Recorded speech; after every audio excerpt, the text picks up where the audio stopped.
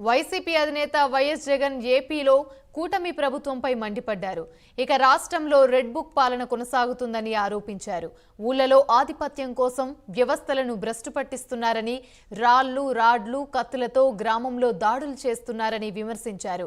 నంద్యాల జిల్లా సీతారాంపురంలో మృతి చెందిన వైసీపీ కార్యకర్త సుబ్బరాయుడి కుటుంబాన్ని వైఎస్ జగన్ పరామర్శించారు. హత్య జరిగిన తీరును బాధిత కుటుంబం జగన్కు వివరించారు.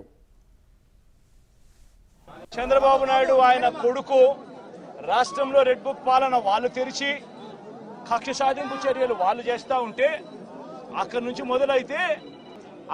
మొదలైతే నియోజకవర్గ స్థాయిలో ఎమ్మెల్యేలు, మండల స్థాయిలో మండల నాయకులు, గ్రామ స్థాయిలో గ్రామ నాయకులు వీళ్ళందరూ కూడా రెడ్ బుక్లు వాళ్ళు తెరిచేసి వాళ్ళు ఊర్లలో ఆధిపత్యం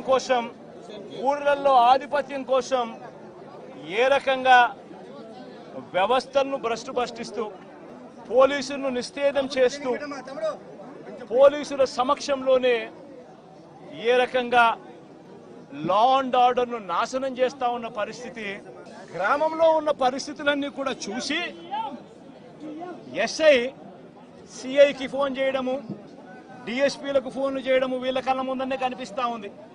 చేస్తా ఉన్నారు కానీ ఎవడు ఫోర్స్ పంపించడు. మనుషులు కనిపిస్తా ఉన్నారు కానీ అక్కడే కానీ ఎవడు కూడా ఆపే కార్యక్రమం చేయరు. చేతుల్లో రాడ్లు కనిపిస్తా ఉన్నాయి, చేతుల్లో కత్తులు కనిపిస్తా ఉన్నాయి, మనుషులు తిరుగుతా ఉన్నారు, మనుషులు ఏదో ఘటన జరగబోతా ఉందని తెలుస్తా ఉంది. అయినా కూడా ఎస్ఐ ప్రేక్షక పాత్రే పోషిస్తాడు.